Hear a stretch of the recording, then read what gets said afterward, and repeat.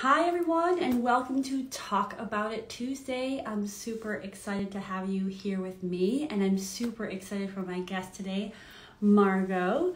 Margot wrote the book Choose Love, and we're going to talk about choosing love today. And here she is, so I'm going to bring her on right now. Yeah.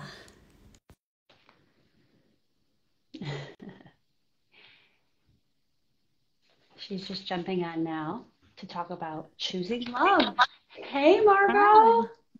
Hi. Oh my gosh, are you outside? I am. I'm in my backyard. Oh, I Myself. love that. Yes. I have my faux outside wall here. Well, Awesome. I'm so glad to have you here with me on this Talk About It Tuesday. Thank you. Yeah, thanks for joining. I was just before you jumped on, I was just talking about how you are the author of this beautiful book, Choose Love. And I just wanted to share a huge um, thank you to you. And Hmm. I just want to start off with that gratitude as I was thinking and kind of preparing for today, how much you helped me in my journey of self-compassion and self-love and so many different topics. Like we've worked together on lots of things from like my challenges with, my relationship with food to my relationship with my femininity and divinity and I just think about all the tools that you used to help me um and it was just so real because I know that you've done that work on yourself. Um, and that was a big part of me trusting my healing in your hands. So thank you so much for just being a big part of my life and my journey. I really Mhm. appreciate all that you do and the beautiful being that you are. Oh, thank you so much. It's so wonderful to hear that. And I mean, being able to be with you on your journey and witness you. I mean, you were a powerhouse and an amazing person from the first time we met. So I feel like our work together was, yeah, I mean, similar to what you said, was me helping you see that about yourself and trust in your amazingness and trust in yourself. So it was an honor to be Mm. and continue to be in your life. Well, thank you. And I think this moment in time that we are in so many different facets makes this conversation, I think, really relevant and I hope very helpful for those who kind of tune in now and after the fact. And hello to the guests who have joined already, Deb and Ben. And I guess I want to start off with where your passion came from for the work that you do. Maybe just tell us a little bit about yourself, just an intro, because I know I couldn't do it justice, but like whatever you want to share about yourself and why this Choose Love was a calling of yours. Hmm. Yeah, well, it's a long story, but I will try to shorten it. And I mean, the short version is that at some point in my life, a number of years ago, I looked around and realized that I looked around at my life, I mean, and realized that I felt successful in many areas. I loved the work I was doing as a chef at the time and a nutritional counselor. Um, I loved my friends. I felt so fortunate with the kids I had and so much of my life, but my romantic relationships were an area that I felt like I still wasn't getting it right. And at that time, that was my thinking was like, I'm not getting it right. I'm failing. I'm losing, all of that kind of, all of those words in my head. And so I set out to try to figure it out, let me figure this out. And um, I started with therapy, which was amazingly helpful. It got me to a certain point. It got me to the point where I could understand where the patterns came from. I could understand why I was making the choices repeatedly, and not just in romantic relationships, but in all relationships. And as you mentioned, my relationship to my body as well, my relationship to my own self was part of that.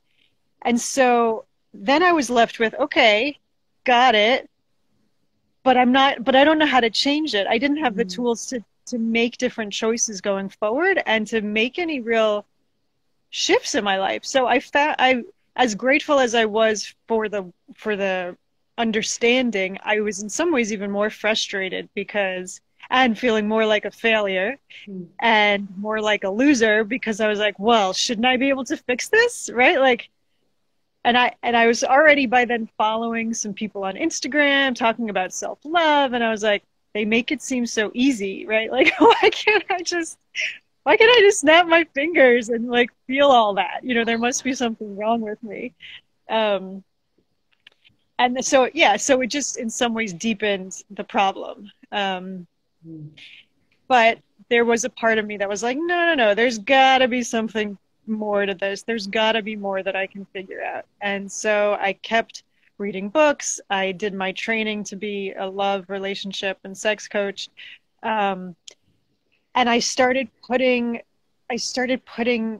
new practices into my life and learning new tools and really seeing those shifts that I had been looking for so long. And it felt so good, I mean, on so many layers to be able to really heal your relationship with yourself and then start to see changes in the relationships with all the most important people in your life. I mean, there's nothing better than that, in my opinion. Mm. It felt so, so good. And I felt so much freer and lighter in just my everyday life. And so that's what I was like, okay, I got to write this book and I got to share this stuff and I got to start, talking to people about it because everybody deserves to have that feeling. Mm. Yeah, thank you for sharing your journey with that. And it's clear that um, your motivation is to share what you've discovered for yourself and help others to feel that same way. Um, and I'm curious. Well, I guess maybe we could just start with what does it mean to like choose love? And in what situations is it like I feel like maybe the propensity is to think about that in terms of love relationships or, you know, sexual partners. But I have a sense that you think about it in a bigger way. So I'd love to hear what that means to you. Yeah, thank you. Um, it does mean a lot. It's big. And those words, choose love and specifically choose love revolution, I've given a lot of thought to. So to me, like the word love itself, I'd love to start with that. Um, so, because I've thought a lot about the word love, and I think it's a word that's overused a lot in our culture. I think about, and I wrote about in the book, there's there's like 32 words for snow in the Eskimo language, and we have one word for love, and that's supposed to cover, you know, oh, I love chocolate, right? And I love my dog, and I also love my children. Like, how can that be the same word? Okay, that's kind of a tangent. So, but with the word love to me in its bigger sense, if I could define it for everybody, it's a sensation internally of peace and trust and compassion. Mm. And so again, in my definition of it, it starts with how we feel about ourselves, and then it extends to our most important relationships. And again, to me, that means our relationship to things like our career, our relationships to our passions in life, what lights us up. And then also, of course, to our children, to our parents, to our friends, to our romantic partners, to everybody. And the idea of choosing love is really important to me because to me, you have to choose it every day. It's it's an action, it's a choice that we make a million times a day. And if you can really use that as a guiding principle throughout your day, like, what am I going to eat for breakfast? Which would be which would be the more loving choice in that simple, what seems like a simple choice, right? Am I going to eat like some crappy cereal? Maybe. Is that the more loving choice for me in this moment? Maybe. Is oatmeal the more loving choice for myself? There's no right or wrong, but it's, if you can come to your decisions from that place, it I think it's a really helpful way to go through life. And then similarly in our interactions with other people, um, maybe it's a difficult conversation with a friend, right? Maybe in this time, it's trying to have a conversation with someone with really different political views than ourselves. How do I come to that conversation from a place of love? How do I choose love? And it may mean an argument, like love to me is also not always super warm and smushy.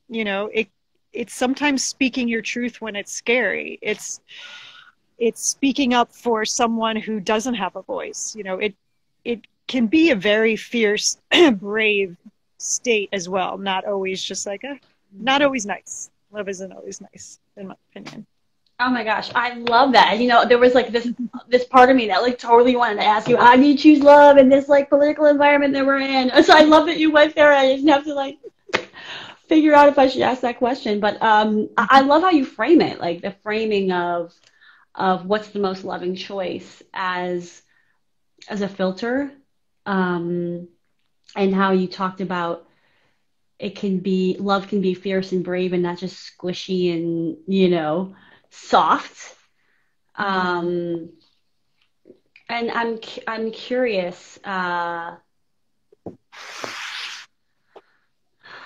like in your life, if you're willing to share, like what has been like one of the most challenging times that you've chosen love, um, and yeah, I'd love to hear about that, and maybe even subsequent to that, what do we do when it backfires, when we think we're choosing love or we are choosing love and we're not getting what we want? Because there's always some kind of, right, hope about what gets received, I think, when we choose it.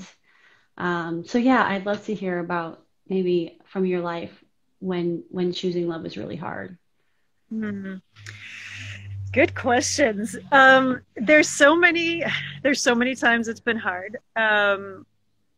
So, I mean, one thing that comes to mind is with my kids. That is often a challenging area for me.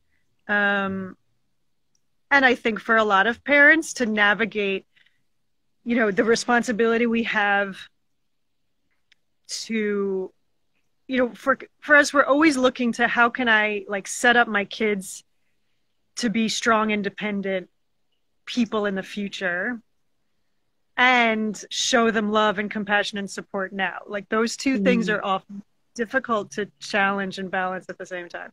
Um, so, for instance, I think of a time when my son was much younger. He would hate if I was telling this story now. He's 13 now. But when he was much, much younger, he was really scared of the water. Like he was scared to swim. And I remember this time we were on vacation. It was the first day, and he was just like, I'm just going to sit on the side of the pool. I'm not going to go in. And I knew not only was that going to make, like, if he didn't go swimming, it was going to make my vacation suck. It was going to make his vacation suck, right? And I knew what I wanted for him was to not be scared of the water, right? Because that's the bigger picture for him. I want him to be someone who knows how to swim and loves the water. And I was with my ex-husband at the time and my parents, and none of the other grown-ups, they were all like, they were scared to try to force him to swim because they didn't want to make him cry. They didn't, naturally they didn't want to upset him because he was sweet and cute and we loved him, right? But Mm. I knew that that the more loving choice was to get him in the water and support him through it, not just throw him in, like someone that would someone mean, but to get him in the water, even though he would object, even though it didn't seem like the more loving choice at the time, it felt like the more loving choice to me. And of course, he cried and he was upset and he hated it for 5 minutes, 10 minutes, and then he loved it, and now ever since he loves the water and he's not scared. Um, so I think that that's a good example. And you had a second question. Yeah, I and forgot. actually before the second one was like what happens when it backfires and how do you treat yourself in those situations? So what do you mean by backfires? That's my question for you. Well, I guess like I think when we choose love, you know, we're hoping that it is received, for example. It Mm, is received kindly and well. Um, and so it kind of links to this, I think, a concept of we can be really hard on ourselves. mm, And so when our love is not received, be it family, be it our spouse, be it the political conversation that we choose to, be brave and have. What are some coping mechanisms or um, kind of tips that you might have on dealing with that kind of disappointment that comes from making the hard choice of choosing love? Because it's not always an easy choice to choose love, as you were just describing with your son. yeah, and I love that you brought that up, because I think it's really good to clarify that I think the most useful way to go into situations like that is to also not just choose, um, not just to look for what's the most loving choice and to ask yourself, how can I come from love? But to ask yourself, what is my intention Mm, with doing that? And to notice, is my intention mm, to try to get a particular person to change in a particular way? And if it is, to just notice that and to mm. kind of acknowledge that you might not get that outcome before going into it. So, as much as we can, for instance, if we go back to that political conversation, if I'm going into a conversation with someone with different views than me, I try really hard, and of course I don't always do it, but I try really hard to remember that I'm doing it for me mostly. Like I'll feel guilty Mm. if I don't have that conversation, and to try to let go of the outcome even before you go into it. Um, because, yeah, because most often with that, in that particular example, we're not going to get the outcome we want, right? But if the outcome we want is to just feel like, okay, I said what I needed to say, I can be proud of myself for saying it. That's the result I wanted. They have to do what they're going to do because they're another human and I can't control them. And I think that helps a lot with the guilt and and the disappointment. Um, and knowing, for me also remembering that I forget the exact statistic, but I remember reading it like someone has to have some number of conversations before they'll change their mind about something, right? And especially right now in our climate, I think that number, whatever that number is that people have figured out, it's probably way higher because we become so polarized. Mm.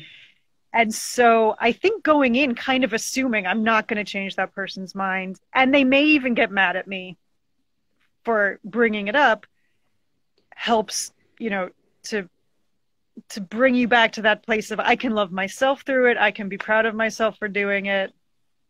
And, and knowing that you did what you could. Like the rest is up to the other person. I love that so much. I mean, and that, as a, obviously you're a coach. I'm a coach, and I oftentimes have conversations with people about understanding what is, yeah, like what is your goal? What does success look like from having the conversation, especially in people that, maybe are dealing with in the corporate world, right? Like they want to have that meeting with the boss and they, and they want them to like realize that they did wrong or whatever. And I always advise like, well, what happens if you don't get that? What happens if you don't get the apology as a way of saying like, is this something you really want to bring up because it will free you up? Regardless, even if it goes even sour, will it still be worth it? Asking those questions. And I love, like Melissa, thank you so much for sharing. She's saying she loves this advice and it's something she really needed today. I'm so glad to hear that. And I love like this idea of really being intentional with when you're choosing love in difficult situations and knowing what it's for. Is it for revenge? Is it for uh, to free your energy up, to stand up for yourself, all that good stuff. And yeah, I just love to hear about as a coach, right? Like, I mean, we didn't do like the proper, oh yes, like Margot is an empowerment coach and relationship coach and she does workshops and all this stuff. And I want people to know that you help people in these ways. And I'm actually really curious about, you talked about like this this compassion element, and also the fire and the the badass that you are, and how does that come together in your coaching? Because it can be difficult to, when you're dealing with anybody in relationships, when do you show compassion? Where is their tough love? Where is their bravery in pushing someone forward that maybe doesn't feel compassionate to them in the moment, but it totally is because you know what they're needing? Like, how do you balance those things? How do you think about it in the work that you do? Yeah. That's a great question too. I really feel like it always comes back to setting myself up with the intention beforehand. So if my intention going into, say, a conversation with a client, it's the same as going into a difficult conversation with a friend or a difficult conversation with my one of my kids.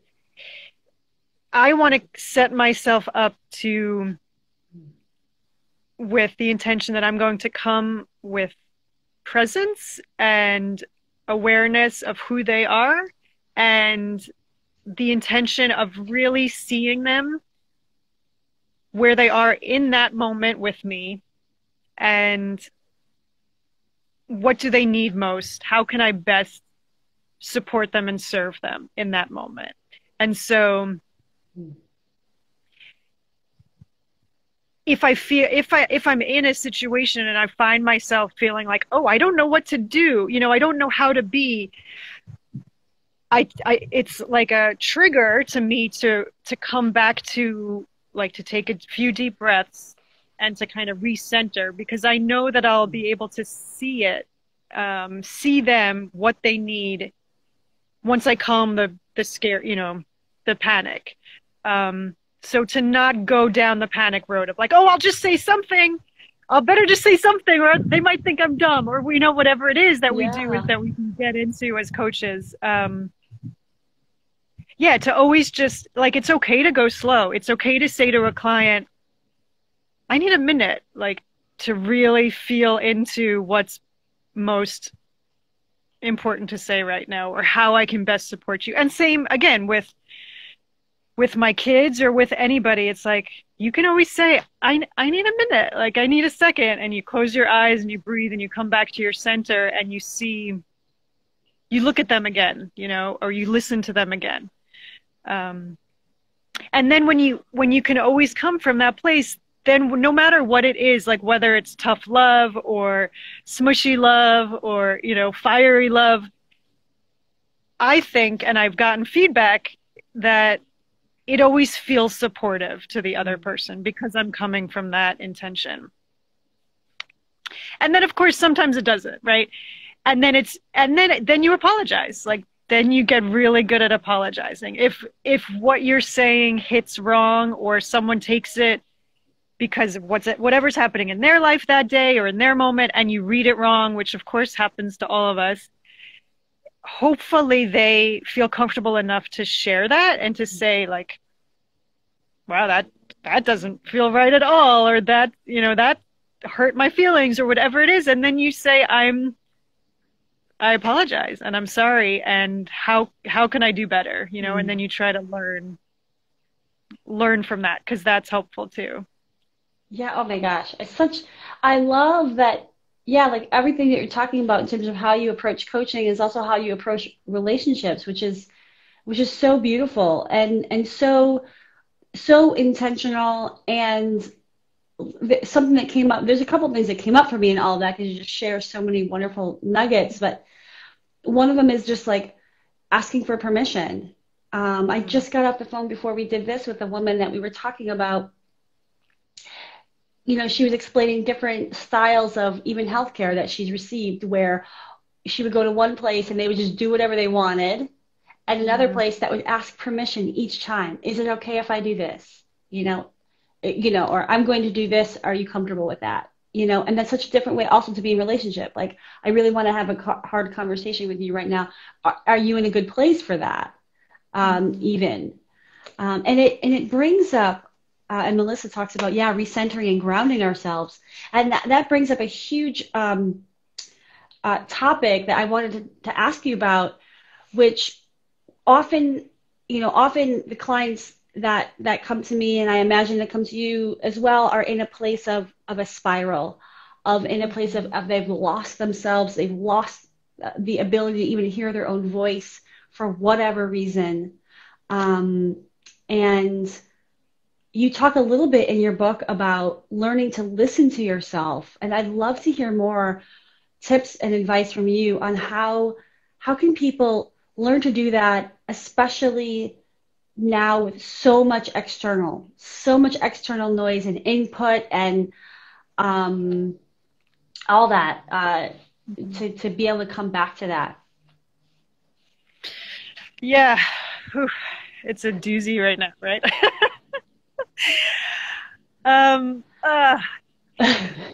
Yeah, we all need it constantly, pretty much constantly, I feel like these days. So one thing I would say right off the bat is most of us have some kind of practice that we've done in the past that we know works for us. So for me, one of the, I have a few, being outside, right? Like I live in the country now, so I can go outside. But even if when I lived in the city, just looking out the window and looking up at the sky, like just connect that connection to something outside of my little personal space helps a lot. And then dancing, is something for me. And I know Melissa's a dancer also. Dancing, putting on music and just dancing can do anything for me, whether it's like I need a release or I need to center or I need to be angry and like release that kind of emotion, that kind of energy. Yeah.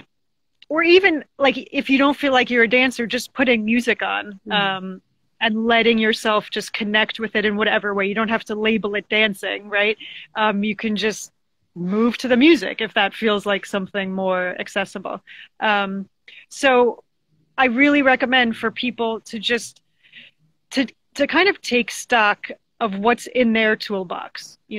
Again, most of us have a toolbox. And to write a list. Like, I'm all about lists. So have a list on your bathroom mirror, have a list on your fridge, like, so that you don't have to think when you're in a spiral. You can just be like, okay, I'm going to go to my list, because as you said, like once we're in that spiral, it's very hard to come out of it.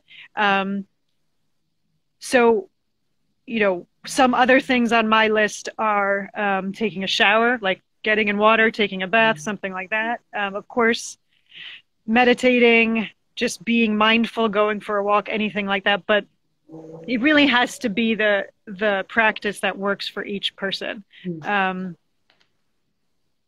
Calling a friend, you know, and one thing I've done with friends recently, and I've shared this in other interviews and I've gotten a lot of good feedback on it, is you could ask a friend, you know, you can text a friend and say, can we have a venting session?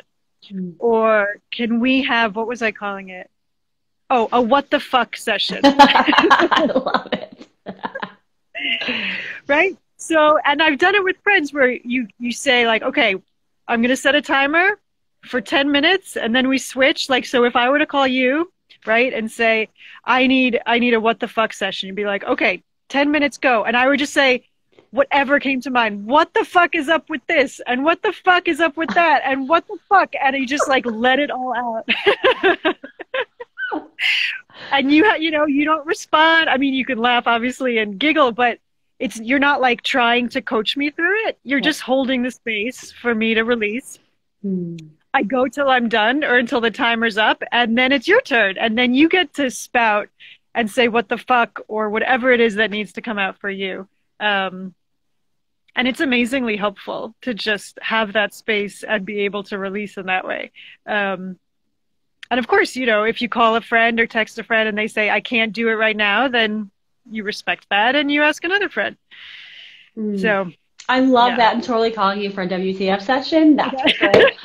And you know, this really makes me think of a conversation I was just having today. See, it's just everything is just synchronistic today. But you know, there's been some releasing, right, of a lot right now, even with like our RBG and the sadness and the grief, and a need to release that and express it. And I'm curious what your counsel would be as it relates to releasing in relationship. Because again, I think the releasing in part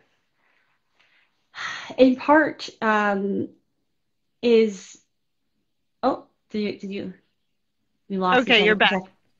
I was but I lost you. Yeah, I was just wondering like about releasing as it relates to relationships and needing to be able to tell the people that we love or that we care about or anybody in general, like, hey, I need to like release this. I need you to know this. And it is, I don't know, I see some of that as like a two-way street too, in terms of, are they able to hold the space for you? Like, does it matter if they can hold the space, but you honoring your truth? So I'm curious what your thoughts are about release in all kinds of ways, in context to others. Like, how do we do that in a way that honors what we need, and kind of like, I don't know, does no harm? I don't know if that's a inappropriate kind of guardrail, but you know. Yeah. Thank you for asking that, because that's a really important distinction. And I remember I was telling someone about the WTF, and they took it and said, "Oh, I just like did WTF with I told my husband all the things he's been doing wrong." And I was like, "No, that's not what I meant." No. Yeah, no, not what I meant. So, yeah, really important to clarify that. In general, so in general, for instance, if I was feeling a lot of frustration, say in my relationship with you, right, I would not call you and say, I want to release to you about all the reasons I'm upset with you right now. No, I would go to someone else, right? And the point of it is really, again, like we were talking about before, to come back to center and clarity. And sometimes, you know, we talked about grounding, breathing. Sometimes that's not enough. Sometimes we do have to release, and sometimes It helps to curse and to, to yell.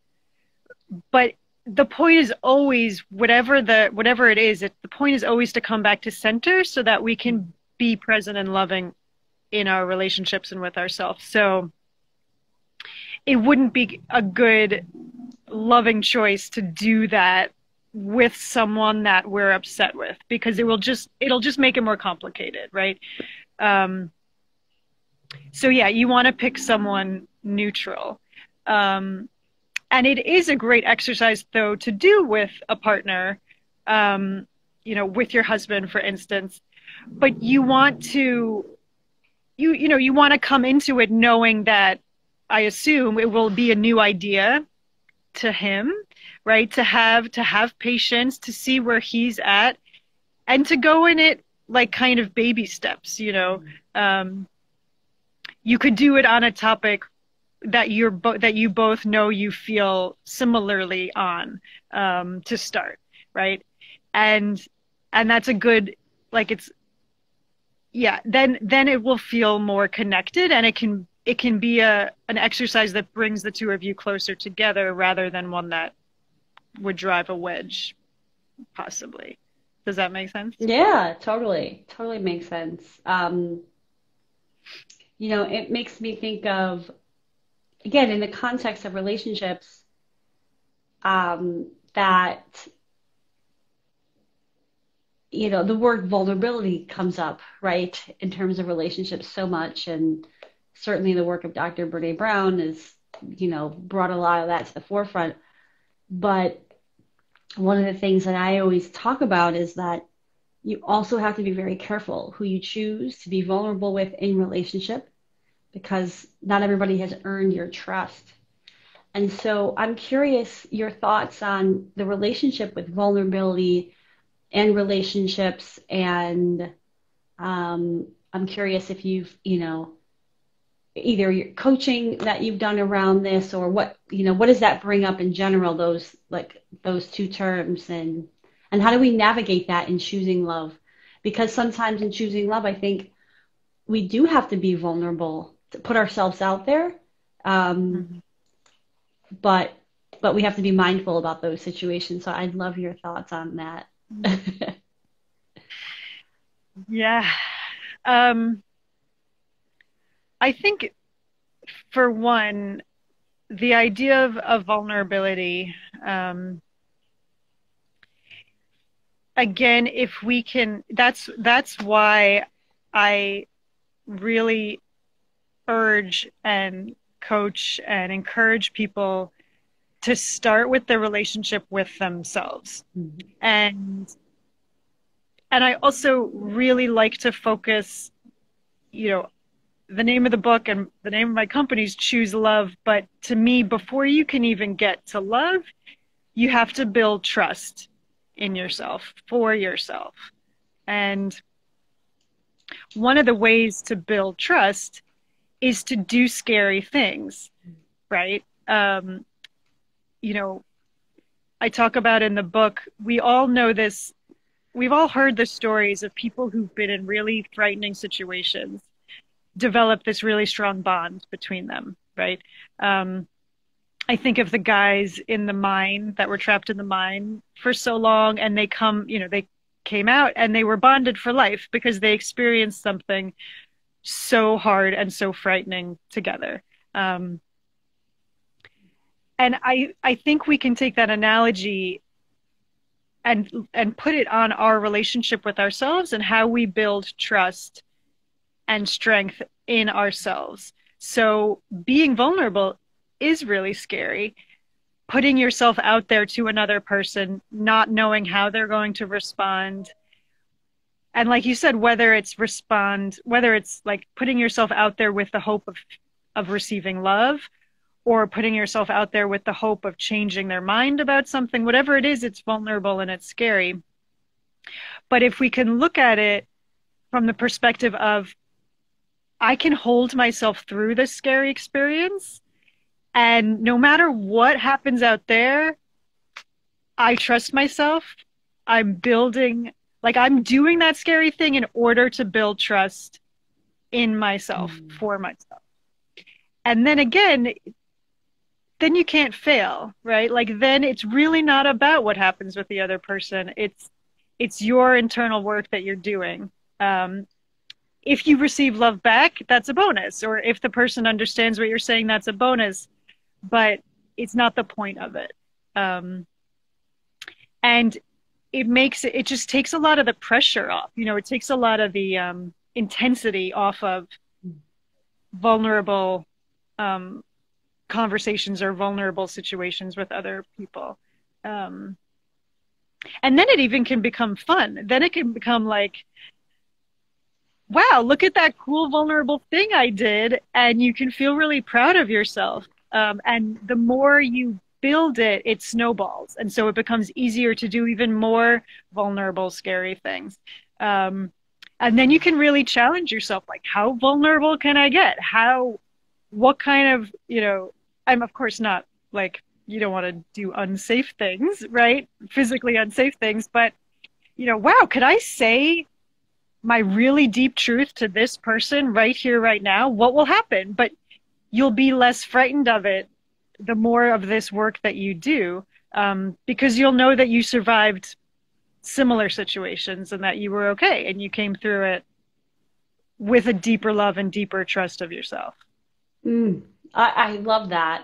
Uh, Building trust first with yourself. And it makes me think of some of the practices that we've done together around celebrations. And so can you talk a little bit about how does honoring honoring ourselves play a role in choosing love? Like what is that? Like how do you see those two things in concert in terms of building the muscle to choose love? Mm. Um, that's such a big one. And I think, I don't know. I mean, yeah, I say I don't know, but I guess I really do know why it's so hard for some of us or most of us to really take time to honor ourselves and celebrate ourselves. But it's, it's such a huge part of the process because it's very easy to just get on this like never stopping ramp of I have to fix myself. I have to do more and more and more. And I think especially now, and I've talked about this with friends recently, there's so much that's crazy and scary going on in the world that those of us who are doing this kind of self-help work and you know helping others work, we can do that 24 hours a day, right? Like Mm-hmm. there's always something that we could be doing to try to make the world a better place and try to help other people. And if we do that though, if we do it 24 hours a day, then we burn out and we're no good to anyone. Um, so taking those moments to pause again, center into gratitude and center into um, pride in ourselves and honoring of ourselves, it it really does serve the people in our lives as well as serving ourselves. Because it gives permission to other people. Like you know, when I stop and celebrate myself or honor myself, it shows, I mean, for one, it of course shows my kids like that's an important piece. Um, but it also shows the people like my friends and my colleagues and my family that it's okay. It's Mm-hmm. okay to find moments of joy in the crazy, and it's okay to find moments of celebration in the chaos. And what's the point of living like if we can't find that ultimately, right? Like we're here for a short time. The world is freaking crazy enough. Like it's not serving anyone to ignore those moments that we can to feel joy and honoring. It's not, it doesn't help the world if that's what our goal is, to ignore our own awesomeness. Mm. Mm. I love that. I love that. And as you bring up, right, there's some really dark times and moments right now. And I think sometimes it can be challenging to give ourselves permission to celebrate when so many are suffering in different ways and at different levels.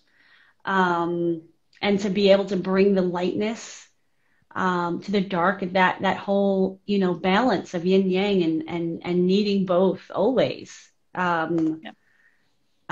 So yeah, like I'm curious, what are some things that you think that people can do?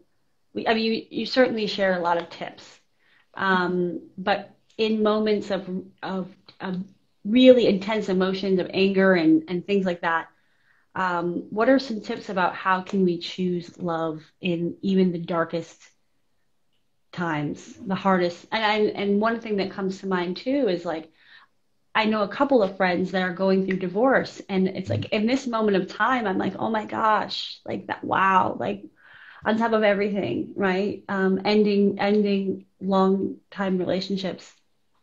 Um, and I don't know why that just pops up as like a situation I feel is like just even harder. So yeah, like what can people do that could feel manageable and doable even in today's environment? Hmm. Definitely, the first thing that comes to mind is a regular gratitude practice. Mm, And it's something, a lot of coaches talk about it. It's not new, but it really does. Like it mm, really, really works. It just does. Um, I know for myself, I know for clients, I know for my kids. You know, I do it with my kids around the dinner table. Um, every night we each share one thing we're grateful for, one thing we're proud of ourselves for, so honoring ourselves. Um, one thing we failed at during the mm, day. That's important to me because it both my kids have a tendency to be perfectionists, and mm. I can't imagine where they get that from. So, um, and then we vary the fourth one. Like my son the other day brought up the idea of saying something. Um, what did he say? Oh, something that embarrassed us because he's 13. So like everything embarrasses him now, right? But to get back to the gratitude, you can do it. It can be that simple. You can do it with your family. Or you can do it, in a gratitude journal, or super simple, like as you're going to bed, closing your eyes, you just say out loud three things you're grateful for from the day. And the majority of us, not, the majority of people that you and I are talking to, as hard as our lives are, as hard as their lives are, there's always something to be grateful for, no matter what. And and to also not but to not gloss over or like whitewash the realities that we're all in, Mm. So I spoke with a friend the other day, and she's such a heart-centered, loving human, and she was saying she took some time, she asked for space to kind of vent for a while, and I gave her that space, and she talked about what was going on in her life, and then at the end she said, but I really shouldn't complain because I have this and because I have that and because I know so many other people are suffering more than me. But we have to acknowledge that life is hard, that we're all going through things, and to not try to pretend that your pain isn't there, because it's not helpful to you. It's also not helping the people that are in pain too, right? That the people that are suffering more, it's not like they're watching you and saying, you're not suffering as much as me, you should be unhappy. Like Right. nobody's doing that.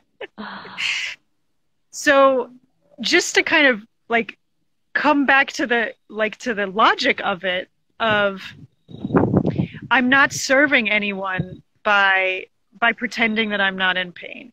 And it's always a balance, and to try to have compassion for yourself and to know you're not going to get it right. You're going to sometimes wallow, in your own pain and not serve the greater world for a long time. Sometimes you'll overserve the world and ignore your own needs, and we all just do that. And it's always a balance, and it's always, how do we come back to center?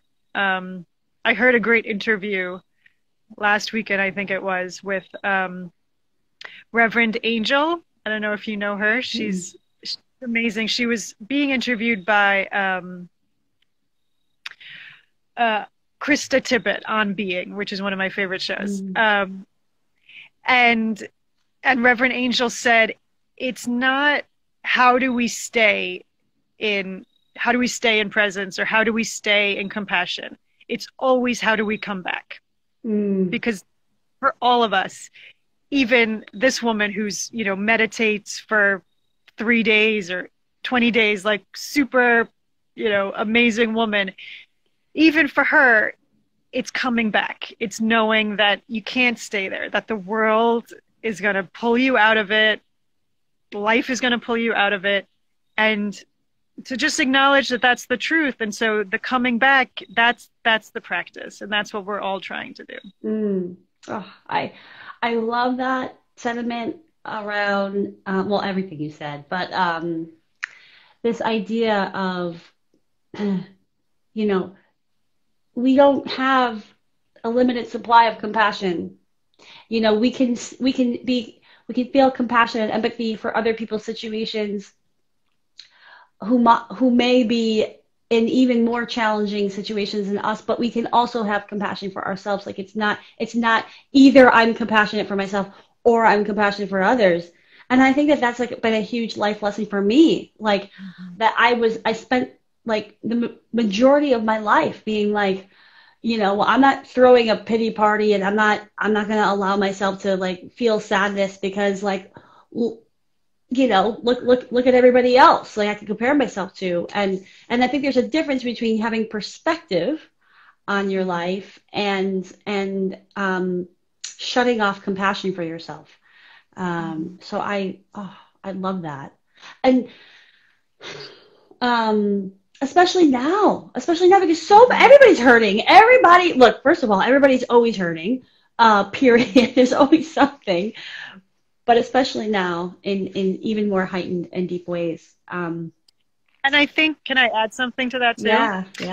Yeah. I think it's really important too, because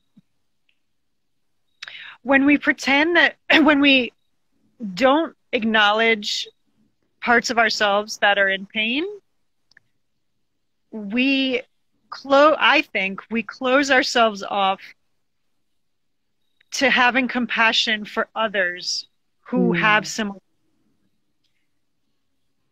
So it's extra not serving anyone else.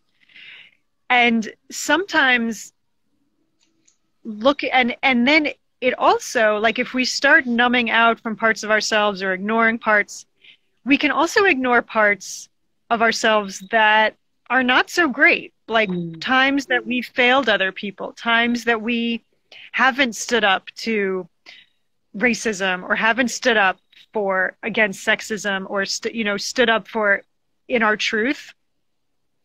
We all have moments like that too, right?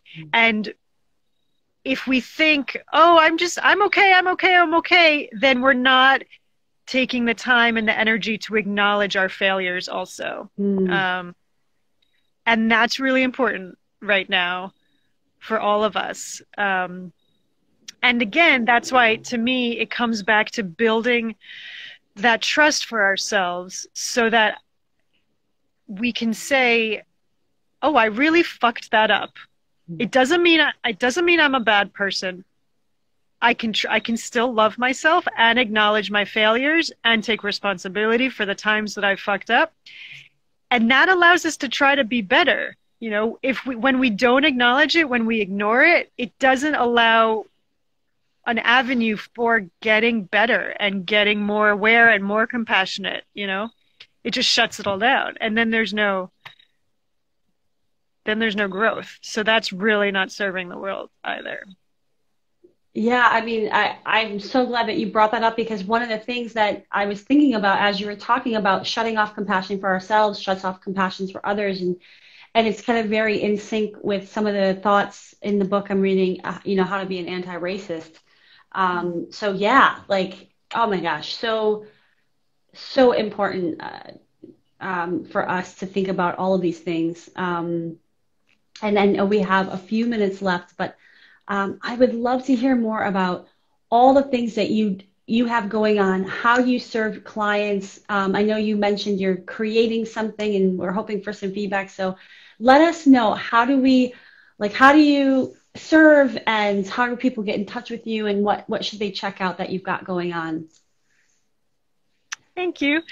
Um, yeah, well, first, my website is chooseloverevolution.com. And I recently redid it, so I'm really happy with it now. Um, and I offer a bunch of different ways to connect with me. I have I have online classes, online that you can go through at your own pace, all through online stuff. I do one-on-one coaching through Zoom. Um, I have my book, obviously, which I have a stockpile of because as I told you, Tosca, I was supposed to do this workshop. I think the date was March 18th. And so I ordered 200 copies of my book. Um, and now they're all sitting in my basement. So I would love to send those out, autographed copies to people that are interested.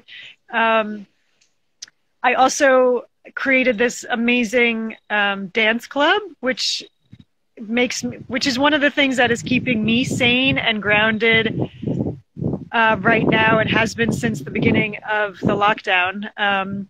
And I have it's grown into this beautiful thing where we're connecting with nonprofit organizations to raise awareness and funds to support their important work. There's 6 different regular teachers that teach every day, plus we get guest teachers every week that come in, and it's all through Zoom. And it's just really beautiful, really wonderful community of movers, and it makes me very happy. You can find out more about that on the website. Um, and the thing you mentioned also is one of the things I think that I could do to be of service, especially right now, is to record a meditation that helps people come back to center, just like we were talking about so often, that helps people come out of that spiral and back into grounded, centered, calm, peaceful space. And so I'd love to share that with people. I'd love to hear what situations are especially triggering for people, and like what they feel like they would need that sort of practice and meditation for right now. And yeah, and I'd love to share that and hear from anybody who wants it, or talk to me about coaching or online courses, anything like that. Oh my gosh, amazing. I thank you so much for sharing all of your wisdom today, all of your beautiful gifts, and congrats on the website. That is no easy feat. And that's huge. And again, I loved reading your book, Choose Love: A Simple Path to Healthy, Joyful Relationships. And gosh, yeah, the world just needs more Margos in the world, helping us all have stronger relationships with others and ourselves. So, Thank you so much. Felt really, really good. Really good. oh my gosh, me too. When I heard there were Blue Jays in the background, I was like, oh yeah, they got you, girl. They got you. They're looking out. They're like, let's get this love thing going, you know? There was some right over there. Yep. Oh yeah, Awesome. the animal kingdom supports. All right. Well, thanks again, Margot. I look forward to hopefully continuing conversations, and I encourage all of our listeners here to read the blog to learn more about you on my website too, under the Spotlight Series tab. So um, thanks again, and we'll talk Yeah. soon. Thank you so much. Ciao for now. Bye.